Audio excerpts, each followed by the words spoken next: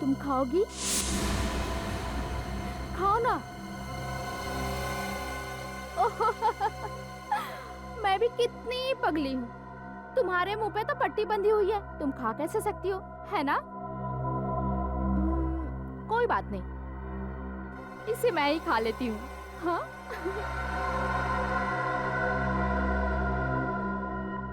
लेकिन तुम्हारी आंखें तो खुली है ना, तुम तो मुझे देख सकती हो, आंखों पे पट्टी नहीं है,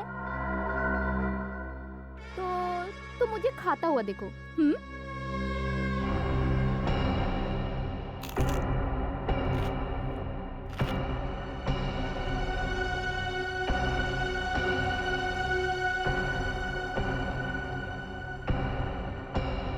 तो क्या नाम बताया तूने अपना?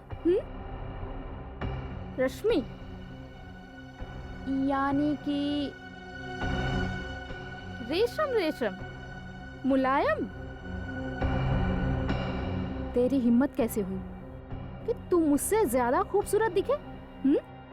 तेरा कोई हक नहीं है, कोई हक नहीं है तेरा, समझी तू? लेकिन अगर तूने हिम्मत की है तो हर गलती की सजा होती है ना? बोल, क्या सजा चाहिए तुझे? बोलना। रेशम रेशम, रश्मि।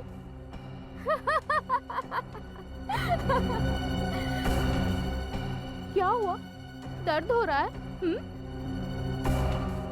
लेकिन सजा मिलने से पहले मैं तुझे अपना सुंदर नृत्य दिखाना चाहती हूँ। हो जाए?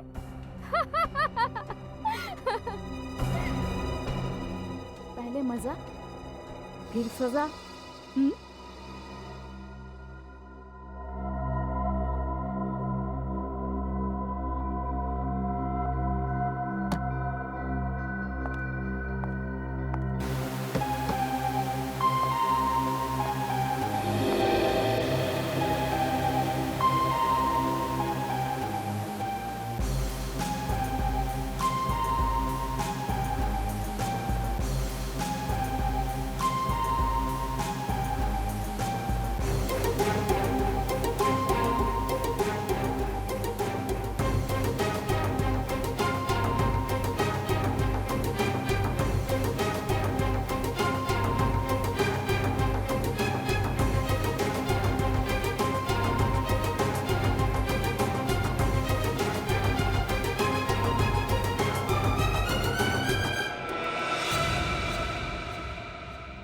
बहुत तरस आता है मुझे तेरे पर, बहुत तरस, पर मैंने अपने आप को समझा लिया है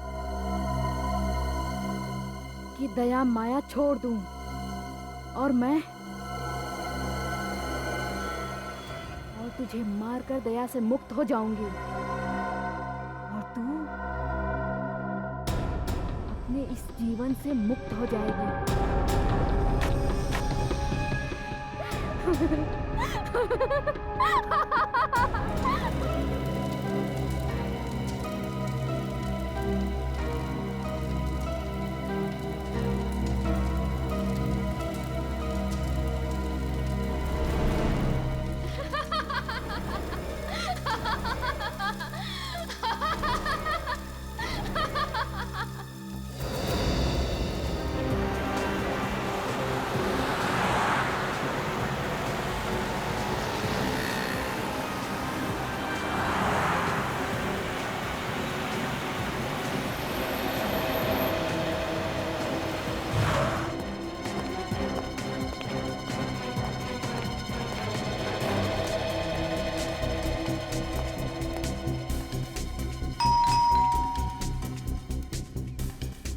लगता है घर पे नहीं है।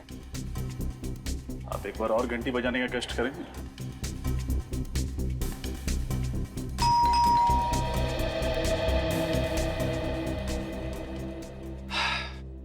सर लगता है रश्मि घर पे है नहीं, हम लोग क्यों अपना टाइम वेस्ट करें, चलते हैं यहाँ से। आफ्टर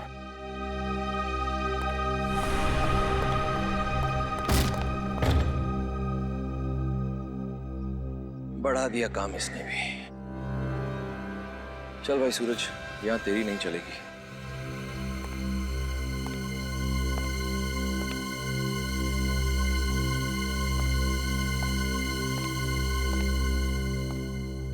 पूरे घर को छान मारो। यस सर, आज सारे सबूत अच्छे से मिटा दूंगा। देखता हूं कैसे करते हैं केस सॉल्व।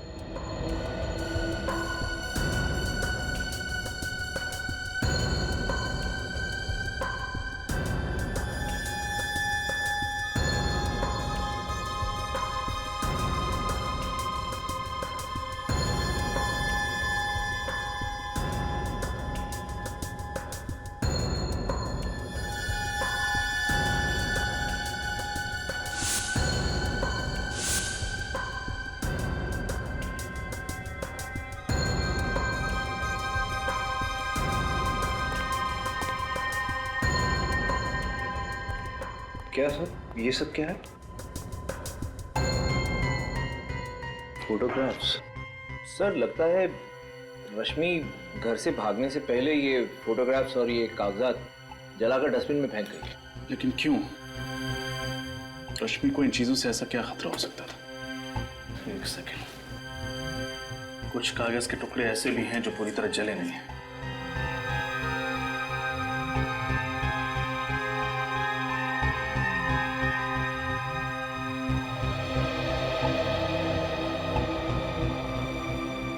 PSY। PSY से क्या शब्द हो सकता है? शायद साइकियाट्रिस्ट। ये किसी साइकियाट्रिस्ट का प्रिस्क्रिप्शन है। लेकिन अब कौन से साइकाइट्रिस्ट का, ये कैसे पता लगेगा? उसकी जरूरत नहीं है सूरज, बस ये पता चल जाए कि रश्मि ये दवाई ले क्यों रही थी, हमारा काम हो जाएगा।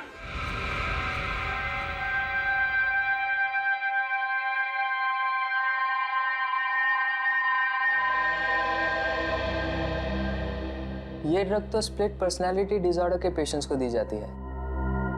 Split personality disorder?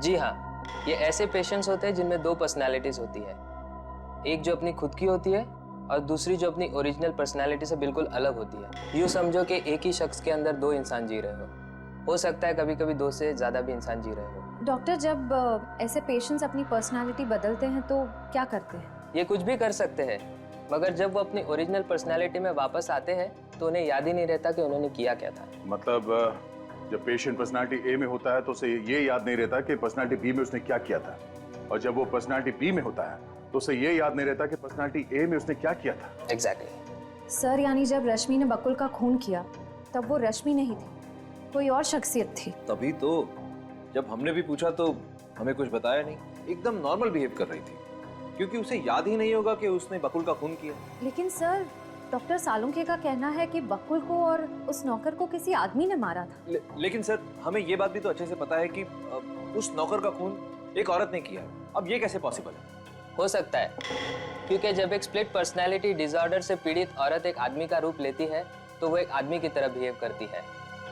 मर्दाना चाल, मर्दाना आवाज, मर्दाना ताकत उसमें अपने आप आ जाता है।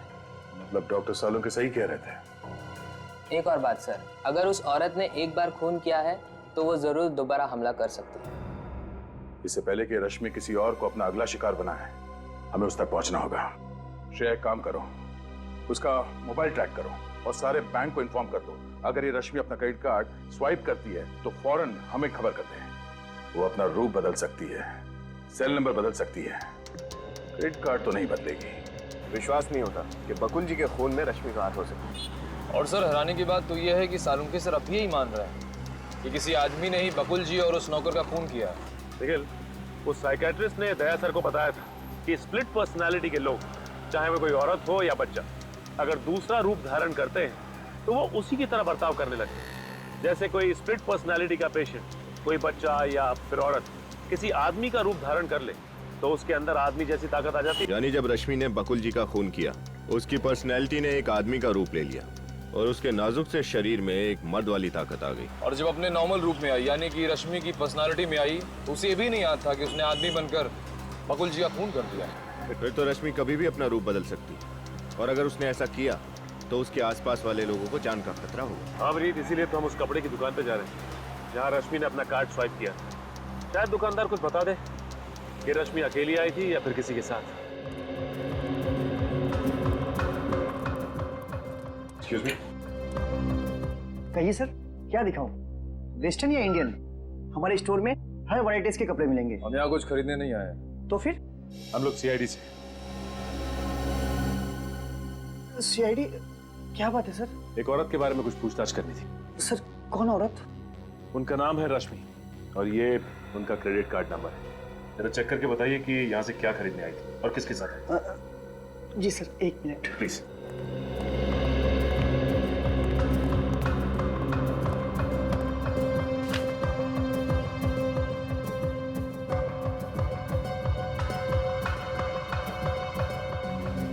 सर, ये हो बिल सर।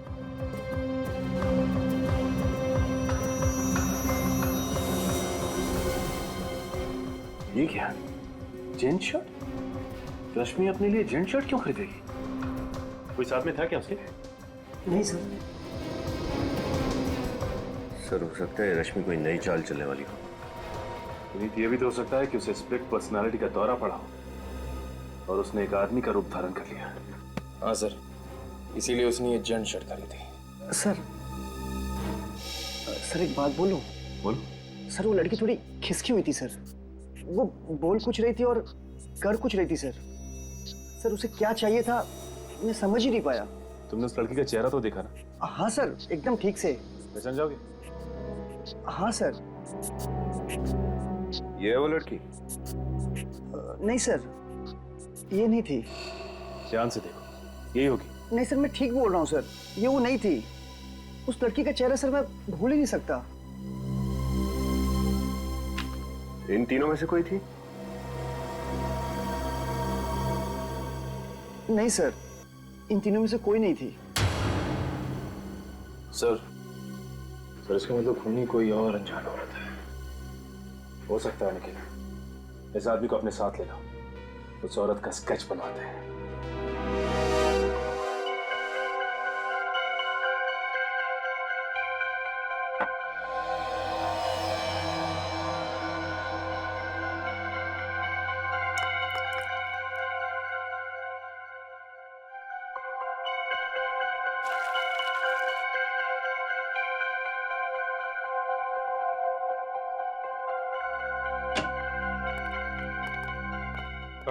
हाँ सॉरी। अरे यार, आज दिन किधर से उगा भाई? एसीपी प्रद्युमन और सालुके को सॉरी? यार गलती हो गई थी इसलिए सॉरी कह दिया, उसमें क्या हुआ? गलती? कैसी गलती? सालुके तो कह रहा था ना कि वो खून किसी मर्द ने किया है और हम कह रहे थे कि वो खून किसी औरत ने किया है। तो सही था सालुके। सही था ना? सही था ना? अरे सही कैसे नहीं होऊंगा बॉस? मेरा अंदाजा कभी गलत नहीं होता, बरसों का एक्सपीरियंस है आफ्टर ऑल। ओए, आधा सही था तू, आधा। आधा सही मतलब? सालुके, वो जो औरत है ना जिसने खून किया है, वो एक स्प्लिट पर्सनालिटी डिसऑर्डर की मरीज है। उसके जहन में, उसके शरीर में जब भी कोई मर्द घुसता है ना तो मर्दों वाला बर्ताव करती है। ओह, सी इंटरेस्टिंग। बट एनीवे, आधा सही तो हूं ना? तो बॉस, इसका मतलब सालुके को रिटायर होने की तो जरूरत नहीं है ना? क्या करूं, छुटकारा भी नहीं, पाला जो पड़ गया तेरे से। अरे यार, यही तो गलत है तुम्हारा। कब बॉस बन जाते हो, कब दोस्त रहते हो, पता ही नहीं चलता। एनीवे, आज सालुके लड़ाई के मूड में बिल्कुल नहीं है। भाई आज आप लोगों का मनोरंजन नहीं हो सकता है। अरे सर, ऐसी बात क्यों कर रहे हैं आप? सच कह रहे हैं सर। आप लोग जब झगड़ते हैं ना तब मनोरंजन नहीं, हमें टेंशन हो जाती है। टेंशन होती। सालुके साहब, हाँ, ये देखिए। एक मिनट बस। क्या? ये फोटो। ओह, गुड जॉब तारिका। तुम एक काम करो, बाकी के फोटोज भी साफ करो। सर। बॉस, बॉस मैं तुम्हें कुछ दिखाना चाहता हूँ। पंकज, लाइट ऑफ करो जरा।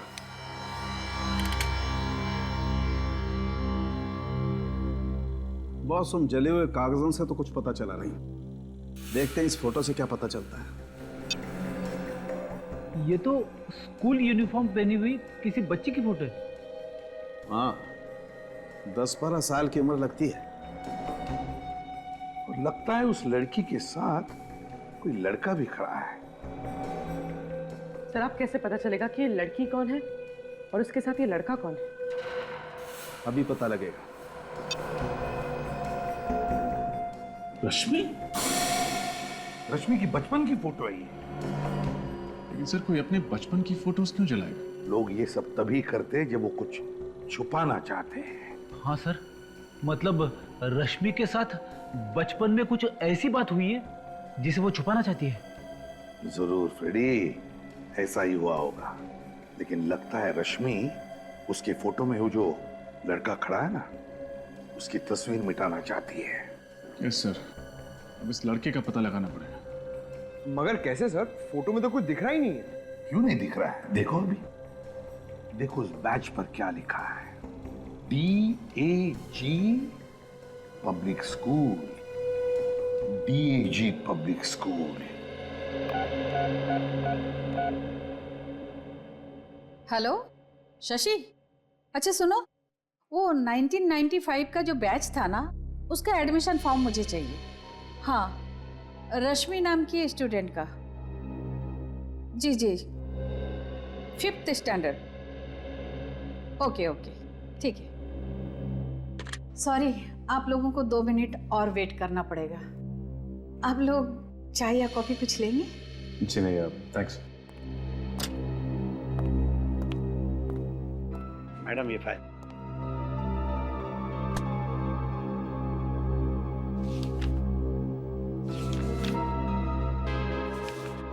ये रही फाइल, इसमें रश्मि की सारी डिटेल्स है।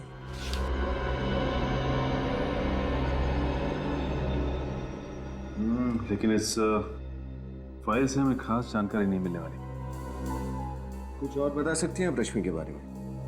जी नहीं, इस बारे में मुझे और कुछ पता नहीं। एक मिनट सर, मुझे इस लड़की का चेहरा देख के कुछ याद आ रहा है। इसका एक बड़ा भाई था जो फुटबॉल बहुत अच्छी खेलता था। वो हमारे स्कूल की टीम में था। आपको पूरा यकीन है? जी सर।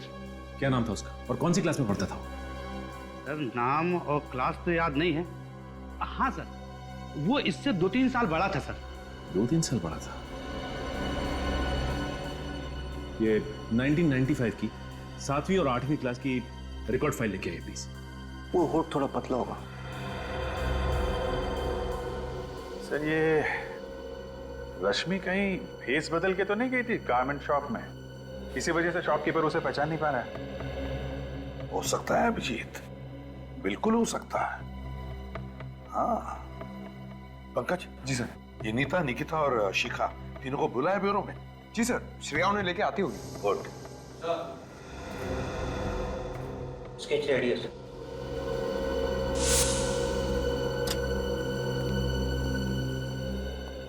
मैडम, ये रही फाइल। हाँ, ये लीजिए।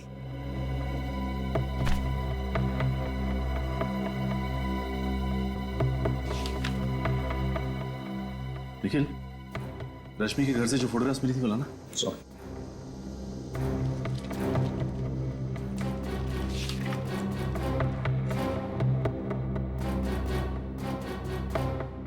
माय गॉड, ये देखो, रश्मि का भाई कोई और नहीं बल्कि अर्नव है। मतलब ये प्लानिंग इन दोनों भाई बहन ने मिलकर की थी। यही थी वो औरत? हाँ सर, हमारे स्टोर में यही औरत आई थी।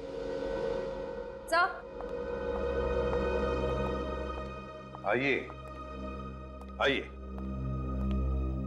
स्केच को अच्छी तरह से देखिए, गौर से देखिए और बताइए कि आप जानते हैं इसे?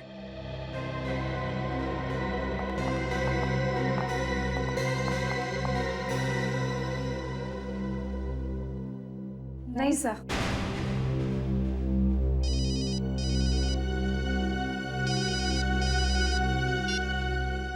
हाँ सचिन। सर, ये अर्नव और रश्मि दोनों भाई बहन हैं। माय गॉड, तो ये बात है। और ये सारा का सारा खेल इन दोनों ने मिलकर खेला था। Good work. क्या हुआ सर? अभिजीत, रश्मि और अर्नव सगे भाई बहन हैं। क्या? सगे भाई बहन? हाँ, सगे भाई बहन। क्यों नहीं ताई? आपको तो पता था ना कि रश्मि और अर्नव सगे भाई बहन? नहीं सर, मुझे बस इतना पता था कि रश्मि बकुल की सेक्रेटरी है। वो दोनों भाई बहन है, ऐसा तो मुझे कुछ नहीं पता। और शिखा जी, आपको भी नहीं मालूम कि रश्मि अर्नव की बहन है? नहीं सर, मुझे इसके बारे में कुछ नहीं पता। बड़ी अजीब बात है, आप तो अर्नव की मंगेतर है ना, और आपको ही नहीं पता। सर, अर्नव ने मुझे इसके बारे में कुछ भी नहीं बताया था। ठीक है, आप लोग जा सकती हैं।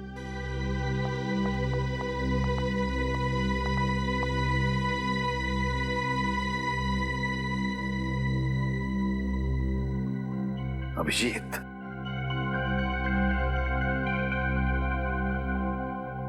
अभिजीत, तुम कह रहे थे ना कि औरत भेष बदल कर भी आई होगी। कुछ दिमाग में आ रहा है, कुछ दिमाग में आ रहा है। श्रेया, अर्नव की फोटोग्राफ कंप्यूटर में निकालो। सर, ये रहा अर्नव का चेहरा। अब श्रेया, अर्नव के इस चेहरे पर स्केच में जो जो है वो सब बनाओ। ये ऐसे बाल, ये कानों में बालियां और ये लिपस्टिक।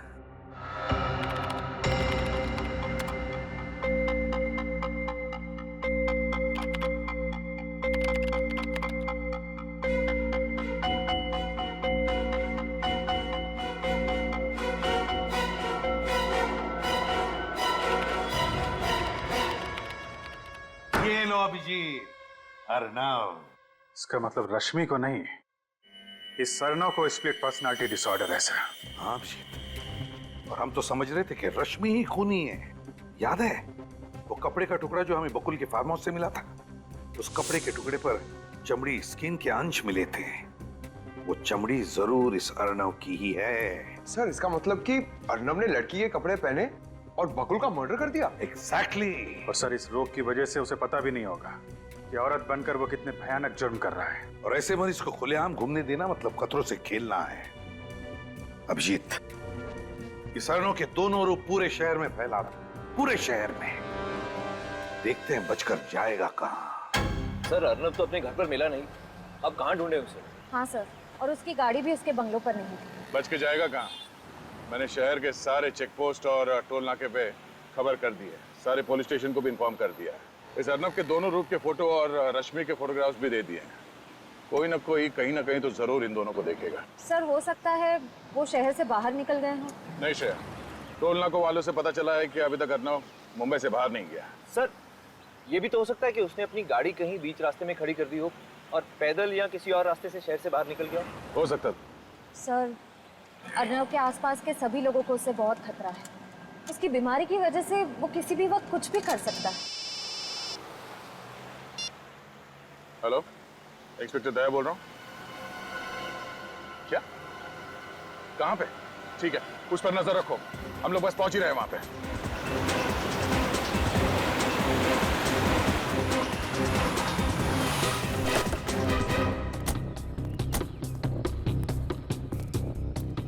आपने फोन किया था ना? आप सीआईडी से? हाँ हाँ सर, मैंने फोन किया था। वो पोस्टर देखा था ना, वो खतरनाक आदमी का और वो औरत का भी। तो दोनों में से किसको देखा तुमने? साहब, वो पोस्टर वाली औरत को, सेम टू सेम वही औरत थी। कहाँ देखा तुमने उस औरत को? इधर दुकान पर आई थी चिप्स लेने के लिए। कब आई थी? अभी थोड़ी देर पहले, तभी तो फोन किया मैं सबको। किस तरह गई वो औरत? वो गाड़ी लेके आई थी? नहीं साहब, वो चलते चलते उस गली से आई, चिप्स लिया और वापस उसी गली में चली गई। चलते चलते इस गली में गई? पक्का यकीन है कि वो इसी गली में गायब हुई? एकदम पक्का साहब, चेहरा इतना अजीब था, भूल कैसे सकता हूँ। सर, उसी गली में तो बकुल का फार्म हाउस भी है। बकुल का farmhouse? Oh no, let's गो।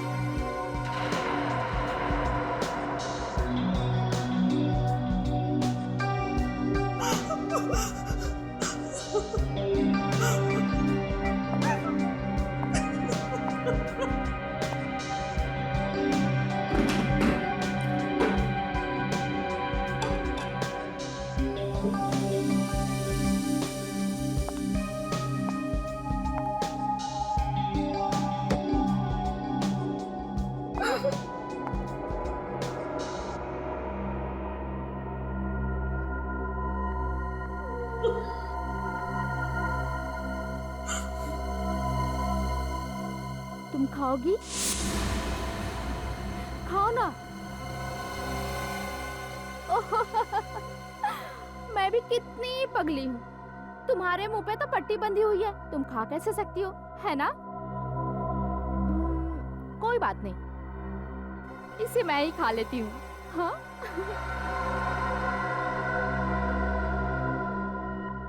लेकिन तुम्हारी आंखें तो खुली है ना, तुम तो मुझे देख सकती हो, आंखों पे पट्टी नहीं है,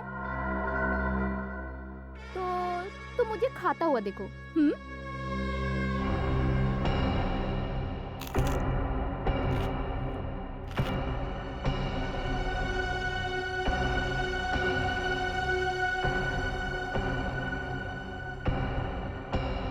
तो क्या नाम बताया तूने अपना? रश्मि, यानी कि रेशम रेशम, मुलायम। तेरी हिम्मत कैसे हुई कि तू मुझसे ज्यादा खूबसूरत दिखे? तेरा कोई हक नहीं है, कोई हक नहीं है तेरा, समझी तू? लेकिन अगर तूने हिम्मत की है तो हर गलती की सजा होती है ना? बोल, क्या सजा चाहिए तुझे? बोलना। रेशम रेशम, रश्मि।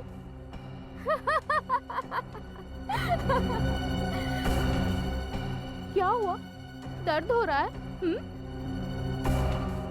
लेकिन सजा मिलने से पहले मैं तुझे अपना सुंदर नृत्य दिखाना चाहती हूँ। हो जाए?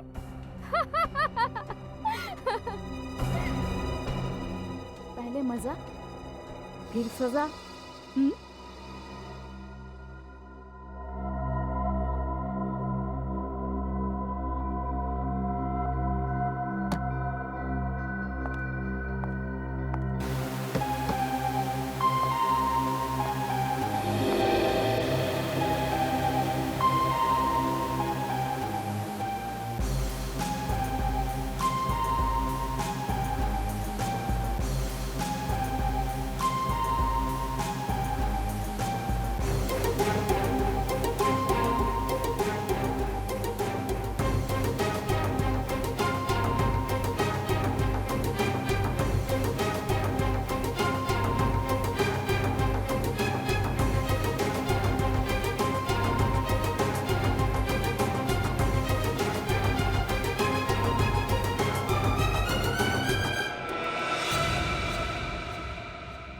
बहुत तरस आता है मुझे तेरे पर, बहुत तरस, पर मैंने अपने आप को समझा लिया है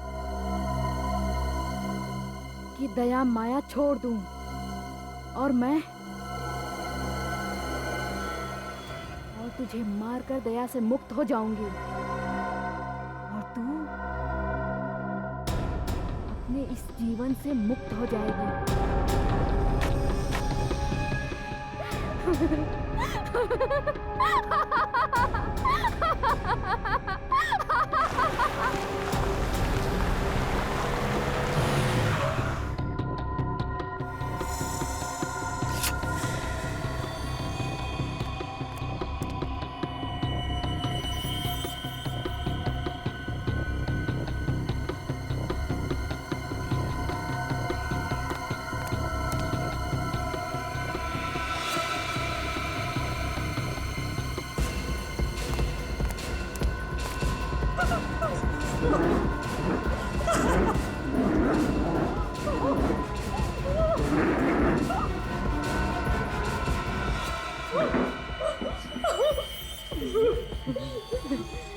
अलविदा, अलविदा, मगर मुझे तेरी बहुत याद आएगी रश्मि।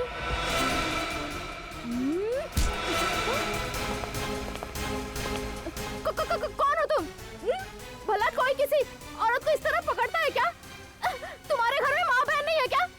छोड़ो, छोड़ो मुझे। सब है। तो फिर छोड़ो ना। ओ भाई साहब, बोलो ना इन्हें, कितना बदतमीज है, छोड़ो। चलो शांत हो जाओ। बदतमीज? बैठ, शांत हो जाओ। अब मैं आ गया हूं ना, तुम्हें कोई कुछ नहीं कहेगा। समझे? हाँ समझी।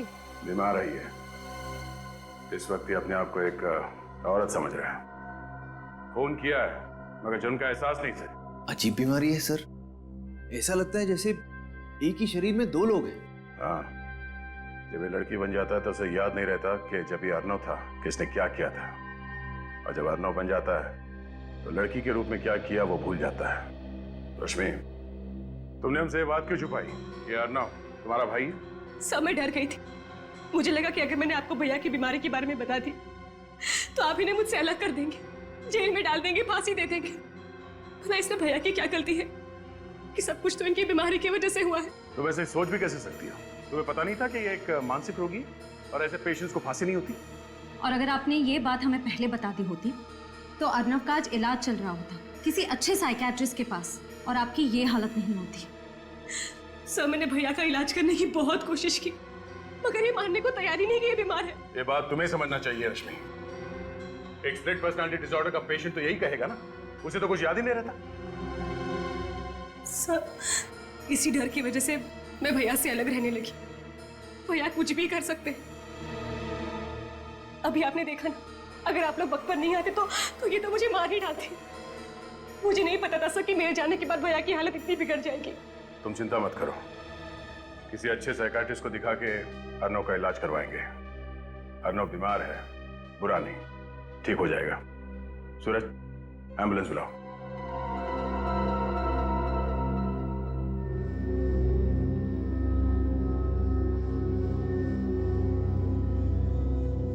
Finger on your lips. मेरी क्लास में तुम लोग ज्यादा बात मत किया करो,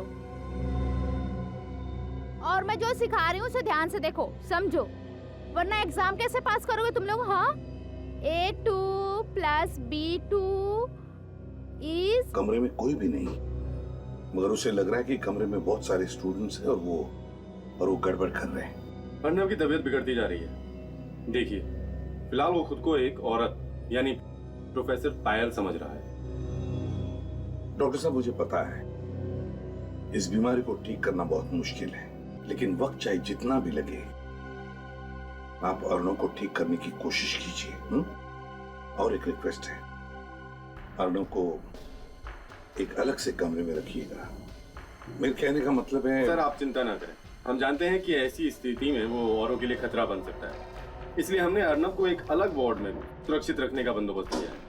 डॉक्टर साहब, ये बताइए कि इसकी तबीयत कब तक ठीक हो सकती है? मेरा मतलब है, ये अपनी पर्सनालिटी में कब तक वापस आ सकता है? बताना मुश्किल है, और मैं इसके ठीक होने की कोई गारंटी भी नहीं दे सकता। 6 महीने, साल भर, 2 साल, सब डिपेंड करता है कि वो ट्रीटमेंट के साथ कितना रिस्पॉन्ड करता है।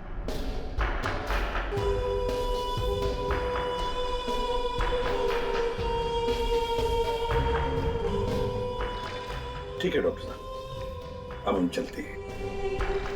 अगर आपको कोई भी जरूरत पड़े अर्नव के लिए तो हमें जरूर कहिएगा।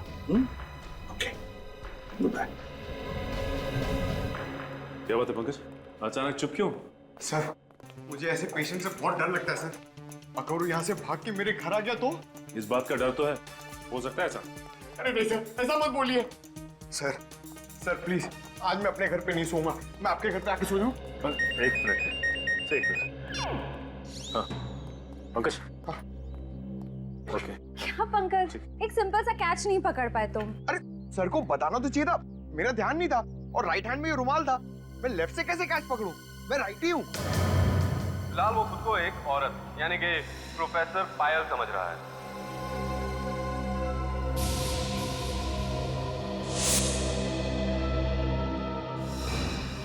माय गॉड सचिन, ये अर्नव बीमारी का नाटक कर रहा है। बीमार नहीं है वो।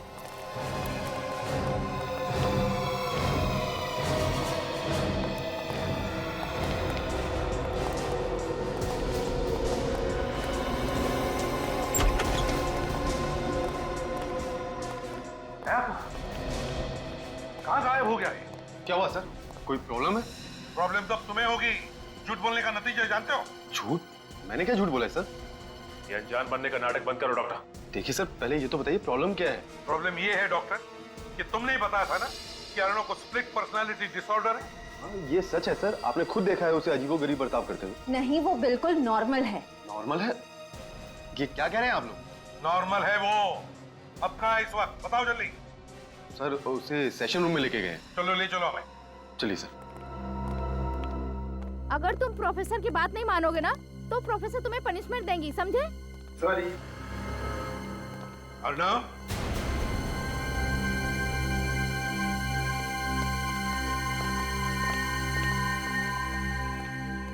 आजकल के बच्चे, बाप रे बाप। नमस्ते टीचर जी।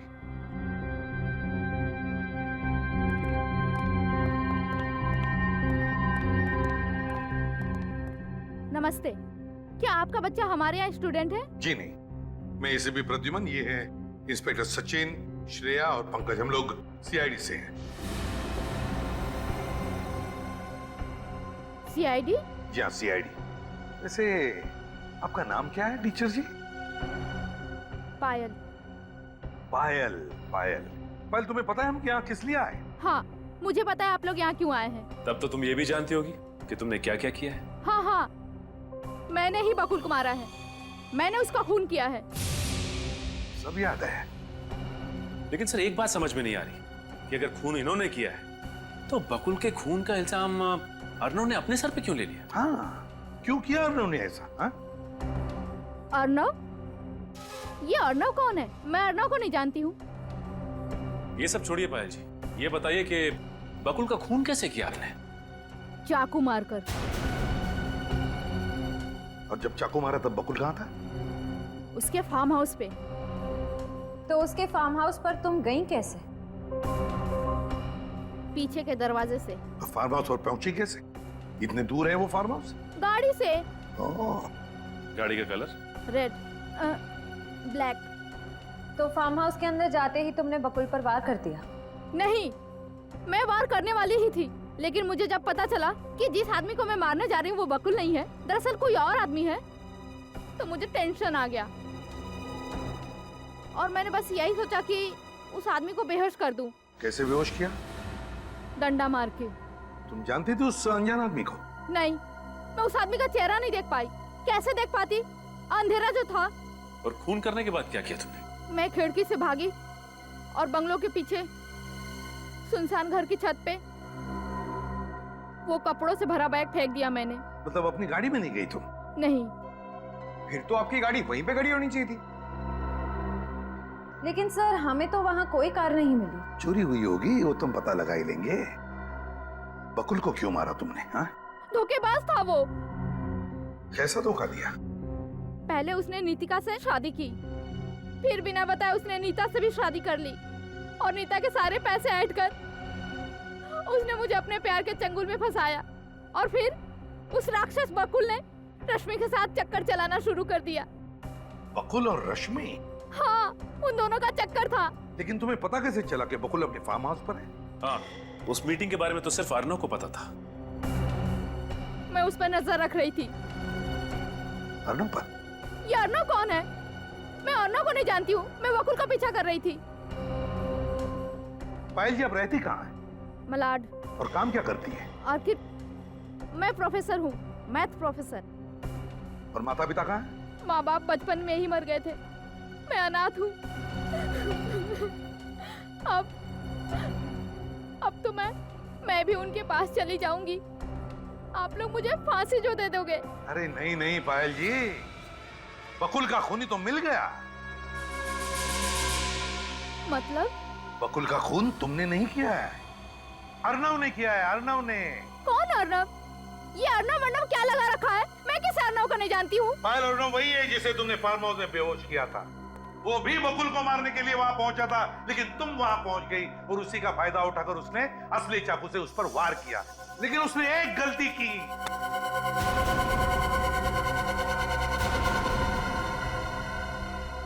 एक गलती की। कैसी गलती? वही गलती जो अभी तुमने की। पायल उल्टे हाथ का इस्तेमाल करती है, लेफ्टी है वो। और अर्नव राइट हैंडेड है, राइट हैंडेड, दाहिने हाथ का इस्तेमाल करता है वो। और इस वक्त तुम पायल हो, राइट? और उस हिसाब से तुम्हारी सारी हरकतें पायल जैसी होनी चाहिए, अर्नव जैसी नहीं। रुक जाओ! रुक जाओ! रुक जाओ!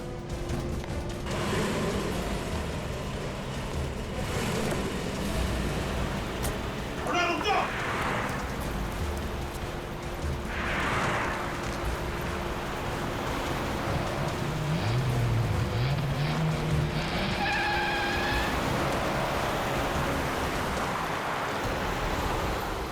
हो रही हूँ डंपर के आगे निकलना नहीं चाहिए हमारे हाथों से सचिन। नहीं बचेगा सर। पलक झपकते ही हमारे आंखों के सामने से भाग गया। सर ये बहुत चालाक है। ओवरटेक करो उसे। हाँ सर। प्लान बना के आया था वो पहले से ही देखा, उसीलिए उसका साथी आया था गाड़ी लेकर उसे उठाने के लिए।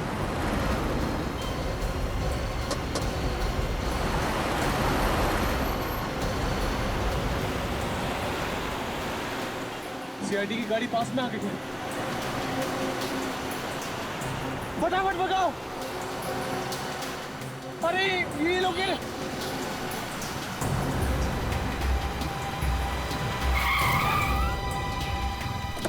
अब क्या करें? मारो।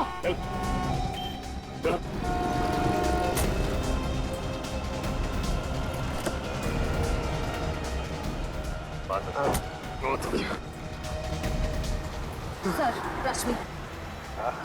रश्मि जी, हमें तो पहले से ही शक था कि अर्णव का साथ तुम दे रही थी।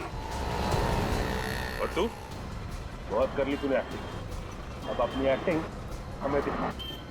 अर्णव, अपने स्प्लिट पर्सनालिटी डिसऑर्डर की एक्टिंग से तुमने साइकियाट्रिस्ट को भी फंसा दिया। वाह, कहां से सीखी तुमने ये एक्टिंग? कितनी भी एक्टिंग कर लो, लेकिन तुम भूल गए कि हर नाटक पे पर्दा गिरता ही गिरता है। तो फिर बताओ, कहां से शुरू करोगे अपनी कहानी? हाँ, ये सच है कि मैंने स्प्लिट पर्सनालिटी डिसऑर्डर के पेशेंट होने का नाटक किया और बकुल का खून किया। लेकिन बकुल का खून क्यों किया? वो तो तुम्हारा अच्छा दोस्त था ना? नहीं, अच्छा दोस्त नहीं था वो मेरा, बल्कि वो अच्छा इंसान नहीं था, हैवान था वो, हैवान। क्यों? ऐसा क्या किया था बकुल ने? उसने मेरी बहन की जिंदगी बर्बाद कर दी। रश्मि की जिंदगी बर्बाद कर दी? कैसे? बहरूपिया था वो, मक्कार था वो, धोखेबाज था, भोली भाली लड़कियों को अपने जाल में फंसाता था, शादी करता था मुझसे उनकी प्रॉपर्टी के लिए। पहले से 2 शादी कर चुका था वो और मेरी बहन की जिंदगी बर्बाद करना चाहता था फिर से। ये सच है सर, बकुल से मुझे प्यार था, लेकिन मैं उसकी शादीशुदा जिंदगी से बिल्कुल अनजान हूँ। उसने पहला फुसला कर मेरी सारी प्रॉपर्टी अपने नाम पर करवा दी और मैंने उसे मना तक नहीं किया, ये सोचकर कि वो तो मुझसे शादी करने ही वाला था। फिर एक दिन मुझे सच पता चला कि वो तो पहले से ही शादीशुदा है और उसकी एक नहीं बल्कि 2 पत्नियां हैं, नितिका और दूसरी नीता। मैं उससे मिला, उसे समझाने की कोशिश की मैंने उसे कहा कि अगर तू मेरी बहन से प्यार करता है तो अपनी बीवी को तलाक दे दे और रश्मि से शादी कर ले। लेकिन उसने ऐसा नहीं किया। हाँ। फिर हम दोनों ने मिलकर उस राक्षस को खत्म करने का प्लान बनाया। अर्णव ने बकुल को झगड़ा खत्म करने के बहाने फार्म हाउस पर बुलाया और उसका कत्ल कर दिया। बदले की आग में तुमने ना सिर्फ बकुल का बल्कि उस नौकर का भी कत्ल कर दिया। तुम दोनों ने ये जुर्म किया है, अब सजा भी तुम दोनों को होगी, शायद फांसी।